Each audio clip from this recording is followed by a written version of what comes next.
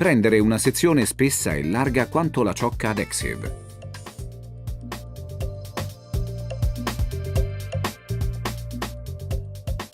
Eliminare il bioadesivo. Applicare le Adesive sotto la ciocca.